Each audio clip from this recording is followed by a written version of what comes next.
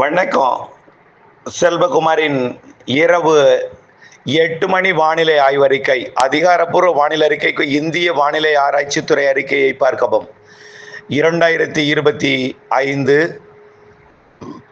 மே 31 சனிக்கிழமை இரவு ஆய்வறிக்கை. வானிலை அமைப்பு. நேற்று வடகிழக்கு மாநில பகுதிகளில் நிலை கொண்டிருந்த அந்த காற்றழுத்த தாழ்வு நிலை தொடர்ந்து வடகிழக்கு மாநிலத்தின் அருணாச்சல பிரதேசத்தின் கிழக்கு வடகிழக்கு பகுதியில் மியான்மர் சீன எல்லையோர பகுதிகளில் செயலிழந்து அதீத மழைப்பொழிவை கொடுத்து கொண்டு நீடித்து கொண்டிருக்கிறது. இதன் காரணமாக காற்று தொடர்ந்து வடகிழக்கு மாநிலங்கள் நோக்கி பயணிக்கிற காரணத்தினாலே இரு காற்று இணைவு என்பது தமிழ்நாட்டிலே நடைபெறவில்லை. மழை பொழிவு இல்லை. எதிர்பார்த்த ஒன்று தான். இன்றைக்கு 31 மழை இருக்காது என்று சொல்லியிருந்தோம். ஓரிடங்களில் மட்டும் மழை இருந்தது, மேற்கு தொடர்ச்சி மலை பகுதிகளில். அடுத்த மழைப்பொழிவு எப்பொழுது, உங்கள் ஊருக்கு மழைப்பொழிவு எப்பொழுது, எப்படி, அடுத்த நிகழ்வு எப்பொழுது, அடுத்த தென்மேற்கு பருவமழை தீவிரம் எப்பொழுது, இவையெல்லாம் விரிவாக பார்ப்போம். இன்றைக்கு 31 நாளை 1 மழை வாய்ப்பு எங்கே இருக்கிறது என்று பார்க்க வேண்டும். அதாவது வடகிழக்கு மாநிலங்கள் நோக்கி பயணித்துக் கொண்டிருக்கக்கூடிய காற்று நாளையும் பயணிக்கும். நாளை ஜூன் 1 மலை மறைக்கக்கூடிய இடங்களுக்கு கிழக்கு பகுதியில் மழை இருக்கும். உங்களுக்கு எல்லாம் தெரியும், மலை மறைக்கக்கூடிய இடம் எதுனா நீலகிரி மாவட்டம். மலை மறைக்கக்கூடிய இடத்தோட கிழக்கு பகுதி ஈரோடு மாவட்டம். அதற்கு அடுத்த மாவட்டத்திற்கும் சேலம், தருமபுரி மாவட்டத்தோட தெற்கு பகுதி. அடுத்தபடியாக பார்த்தீங்கன்னா நாமக்கல் மாவட்டம் வடக்கு பகுதி. இது மழை வாய்ப்பு நாளை இருக்கு. ரொம்ப பெரிய பரப்பில் இருக்காது, ஒரு சில இடங்களில் இருக்கும். அடுத்தது இன்னொரு மலை மறைக்கும் இடம் கொடைக்கானல் மலை. அது வால்பாறையிலிருந்து கொடைக்கானல் வரைக்கும் நீண்ட கிழக்கு மேற்காக இருக்கக்கூடிய மலைத்தொடர். கிழக்கு மேற்கு தொடர்ச்சி மலையோட கொடைக்கானலோட தொடர்ச்சி வரைக்கும். அதோட கிழக்கு பகுதியை உள்ள மாவட்டம் எதுன்னு பார்த்தீங்கன்னா மதுரை மாவட்டம் வடக்கு பகுதி, திண்டுக்கல் மாவட்டம் தெற்கு பகுதி, அதாவது மதுரை திண்டுக்கல் எல்லையோர பகுதி, திருச்சி மாவட்ட தெற்கு பகுதி, புதுக்கோட்டை மாவட்ட துவரங்குறிச்சி பொன்னமராவதி உள்ளிட்ட பகுதிகள், சிவகங்கை மாவட்டத்தோட பூவந்தி மற்றும் அதற்கு வடக்குப்புறம் இருக்கக்கூடிய பிள்ளையார்பட்டி மற்றும் காரைக்குடி போன்ற பகுதிகள். இந்த பகுதிக்கு நாளை ஒரு சில இடங்கள்ல மழை வாய்ப்பு இருக்கிறது. அப்ப 2 இடம் தான் நாளைக்கு. ஜூன் 1 ஈரோடு முதல் சேலம் வரை ஆங்காங்கே, திண்டுக்கல் மாவட்டம் மதுரை மாவட்ட எல்லை பகுதி தொடங்கி சிவகங்கை, புதுக்கோட்டை மாவட்டம் பொன்னமராவதி, சிவகங்கை மாவட்ட காரைக்குடி, பிள்ளையார்பட்டி, இதன் சுற்றுவட்டார பகுதி. இது வரைக்கும் தான். ஆனால் பிள்ளையார்பட்டி உறுதியாக வரும்னு சொல்ல முடியாது, அது நத்தத்திலே நின்று போய் விடலாம். புரியுதுங்களா? அப்படிப்பட்ட மழை வாய்ப்பு நாளை ஜூன் 1. ஜூன் 2 எங்கே இருக்கும் மழை அப்படின்னு பார்த்தீங்கன்னா கொஞ்சம் பரவலாகும். எங்கே பரவலாகும்? அதாவது தருமபுரி மாவட்டத்திற்கும் திருச்சி மாவட்ட வடக்கு பகுதிக்கும் பெரம்பலூர் மாவட்ட பகுதிக்கும் வாய்ப்பு இருக்கிறது ஜூன் 2. அதாவது மலை மறைக்கும் பகுதியோட கிழக்கு பகுதிக்கு இன்னும் கொஞ்சம் கூடுதல் பரப்பல. தருமபுரி, கள்ளக்குறிச்சி, கடலூர் மாவட்ட மேற்கு பகுதி, பெரம்பலூர், திருச்சி மாவட்ட வடக்கு பகுதி, நாமக்கல் மாவட்ட பகுதி.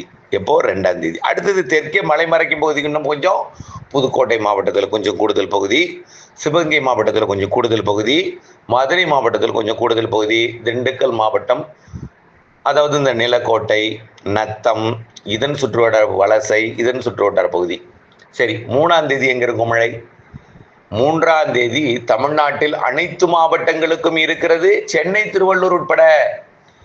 3 உறுதியாக ஆந்திர எல்லையோர மாவட்டங்கள், வட உள் மாவட்டங்கள், சென்னை, திருவள்ளூர், காஞ்சிபுரம், செங்கல்பட்டு, திருப்பத்தூர், வேலூர், ராணிப்பேட்டை, திருவண்ணாமலை, கள்ளக்குறிச்சி, விழுப்புரம், கிருஷ்ணகிரி, தருமபுரி, சேலம், நாமக்கல், ஈரோடு, இந்த மாவட்டங்கள் 3 தெற்கே அதே புதுக்கோட்டை, சிவகங்கை, ராமநாதபுரம், மதுரை, திண்டுக்கல். ஓகே.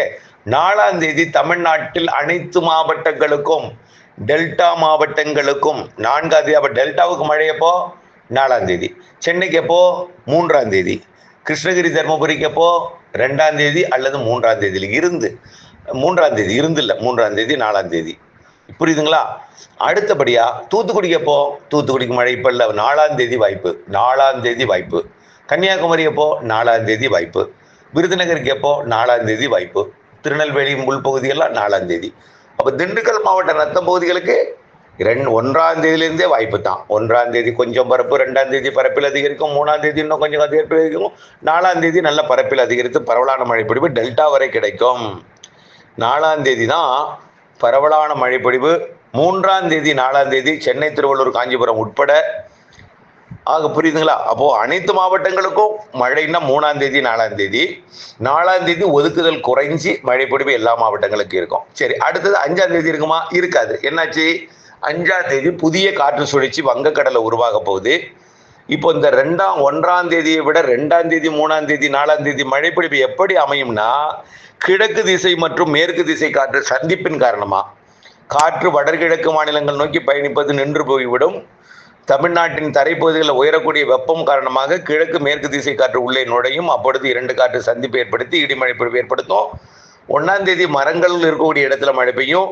2ஆம் தேதி மரங்கள் இருக்கக்கூடிய இடத்துல கொஞ்சம் கூடுதல் பரப்புல மழை பெய்யும். 3ஆம் தேதி 4ஆம் தேதி இருவேறு காற்று, கிழக்கு மேற்கு காற்று சந்திப்பின் காரணமா. சரி, 5, 6, 7 என்னாகும்? 5, 6, 7 வங்கக்கடலில் உருவாகக்கூடிய புதிய வளிமண்டல சுழற்சியை நோக்கி காற்று திசை மாறி வங்கக்கடலோட அந்தமான் வடக்கு பகுதிக்கு பயணிக்கும். இதனால கிழக்கு காற்று உள்ளே நுழையாது, கிழக்கு காற்று சந்திப்பு ஏற்படாது. எப்போ கிழக்கு காற்று சந்திப்பு ஏற்படுத்தும்? 8ஆம் தேதி. 8ஆம் தேதி தென்மேற்கு பருவமழை லேசாக தொடங்கும். 9, 10, 11 என்று அடுத்தடுத்த நாட்களிலே படிப்படியாக தென்மேற்கு பருவமழை தீவிரமடையும். அப்ப டெல்டா மாவட்டங்கள் உட்பட எல்லா மாவட்டங்களுக்கும் 8ஆம் தேதி ஆங்காங்கே மழை, கேரளாவிலும் ஆங்காங்கே மழை. 9ஆம் தேதி இன்னும் கூடுதல் பரப்புள்ள மழை, தமிழ்நாட்டில் ஆங்காங்கே மழை. 10ஆம் தேதி பரவலான மழை. டெல்டா மாவட்டங்கள் உட்பட வடகடலோரம் உட்பட தென்கடலோரம் உட்பட அனைத்து மாவட்டங்களுக்கும் 10ஆம் தேதி ஆங்காங்கே மழை, ஒதுக்கி மழை. மேற்கு தொடர்ச்சி மலை உட்பட எல்லா மாவட்டங்களுக்குமே. அடுத்தது 11ஆம் தேதி 12ஆம் தேதி இன்னும் கொஞ்சம் கூடுதல் பரப்புல மழை இருக்கும், ஒதுக்கி. 13ஆம் தேதியிலிருந்து பரவலான மழை, 12ஆம் தேதியிலிருந்தே பரவலான மழை, கனமழை. தென்மேற்கு பருவமழை 10ஆம் தேதியிலிருந்து தீவிரமடையும். 11, 12, 13, 14, 15 நிகழ்வு ஒடிசா வடக்காந்திர பகுதிக்கு வந்து கீழடுக்கு சுழற்சியாகவோ அல்லது காற்றழுத்த தாழ்வு பகுதி நிலையாகவோ அது வடக்காந்திரா தெற்கு ஒடிசா பகுதியை கடந்து தென்மேற்கு பருவமழையை தீவிரப்படுத்தும். ஆக 9ஆம் தேதியிலிருந்து 15ஆம் தேதி வரை மழை. இதில் 12, 13, 14, 15 தீவிர மழை பொழிவு இருக்கும். தென்மேற்கு பருவமழை இருக்கும். தமிழ்நாட்டில் அனைத்து மாவட்டங்களுக்கும் மழை இருக்கும். மாலை இரவு மழை தான் பெரும்பாலும் இருக்கும். தமிழ்நாட்டில் கேரளாவிலையும் மாலை இரவு மழை வலுத்திருக்கும். பிற நேரங்களில் அவ்வப்பொழுது மழை இருக்கும். புரியுதுங்களா? 13, 14, 15 கூடுதல் மணி நேரம் நல்ல மழை பொழியும் தென்மேற்கு பருவமழை. அடுத்தபடியா 15ஆம் தேதியிலிருந்து மாத இறுதி வரை 2 நிகழ்வு காத்திருக்க. வலிமையான நிகழ்வு காற்றழுத்த தாழ்வு மண்டலம் மற்றும் நன்கமைந்த காற்றழுத்த தாழ்வு பகுதி என்று 2 ஜூன் இறுதி 15 நாட்களிலே 2 நிகழ்வு இருக்கு. 2ம் வலுவான மழைப்பொழிவை தரும் என்பதில் மாற்றமில்லை. ஆக மழைப்பொழிவு புரிந்திருக்கும் நினைக்கிறேன். 1ஆம் தேதி, 2ஆம் தேதி, 3ஆம் தேதி, 4ஆம் தேதி எங்க, அடுத்தது 8ஆம் தேதியிலிருந்து எங்கே என்பது புரிந்திருக்கும். புரியாவிட்டால் மீண்டும் ஒரு முறை கேட்டு தெளிந்தறிந்து புரிந்து துல்லியம் அறிந்து திட்டமிட்ட வேளாண்மை செய்து லாபமடைய அன்போடு கேட்டுக்கொள்கிறேன். நன்றி.